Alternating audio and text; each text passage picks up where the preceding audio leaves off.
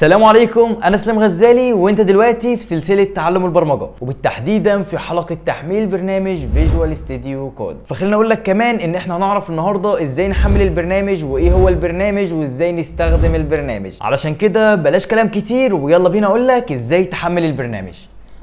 واول حاجه هنعملها وهو ان احنا هندخل على جوجل ونكتب في جوجل فيجوال ستوديو كود.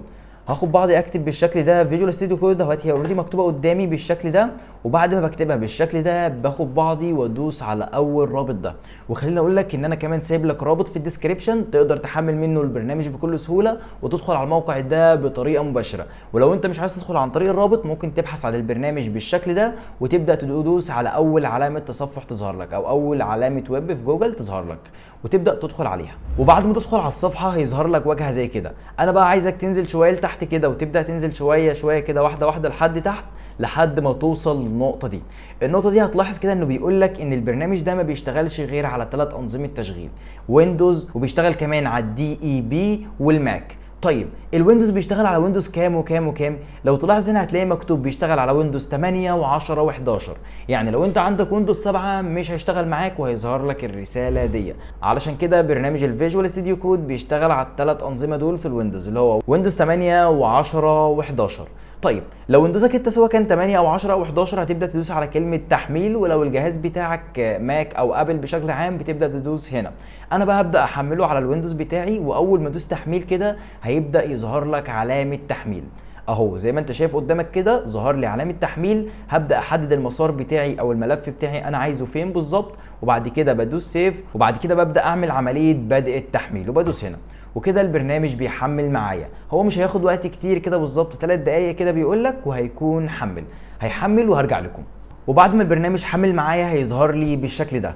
هبدا ادوس عليه مرتين كده هيظهر لي الرساله دي. هبدا الرساله دي اللي هو بيقول لك الشروط والاحكام بتاعت البرنامج، فانت هتختار الخيار ده اللي هو انت اصلا كده بتقول له اللي انا موافق على كل السياسات والكلام ده كله. وهنبدا بعد كده ندوس على خيار نيكست. بعد كده بقى تظهر لك واجهه زي كده. خليني اقول لك ما تلعبش في اي حاجه، ولكن اتاكد ان دول معمول عليهم علامه صح. اتاكد من النقطه دي قوي قوي. ولو هم معمول عليهم علامه صح دوس برضو على كلمه نيكست. هيبدا البرنامج بعد كده يعمل عمليه انستول معاك او عمليه تحميل. يعني هندوس على انستول ويبدا كده يعمل معايا عمليه تحميل. طيب وبعد ما يخلص الانستول بتاعه هيظهر لك بالشكل ده. طبعا اتاكد ان انت هنا عامل علامه صح على الخيار ده، وبعد كده دوس فينيش. وبعد ما تدوس فينيش هتبدا تطلع وتروح لسطح المكتب، هتلاقي البرنامج موجود لك بالشكل ده. هتبدا تدخل عليه، وبعد ما تدخل على البرنامج بكده تكون حملت البرنامج كده والبرنامج اشتغل معاك. وطبعا لو عايز تبدا تشتغل عليه هتتحدد لغه البرمجه اللي انت عايزها وتبدا تعمل فايل جديد، والفايل ده تبدا تختار لغه البرمجه اللي انت محتاجها. وخليني اقول لك كمان ان برنامج فيجوال ستوديو كود ده برنامج بنستخدمه عشان نحرر الاكواد. يعني اي حد عايز يتعلم برمجه ده اسهل برنامج ليه، اسهل برنامج يبدا يحرر بيه اكواد او يكتب بيه اكواد برمجيه. فبجد برنامج كبير قوي قوي وبنستخدمه في كتابه اي اكواد برمجيه. فبجد برنامج ممتع جدا جدا. فلو عايزين نعمل لكم فيديو واقول لك ازاي تستخدم البرنامج من الالف والياء اكتب لي في التعليقات وانا عيوني ليك ان شاء الله. الفيديو الجاي هيكون عن كده.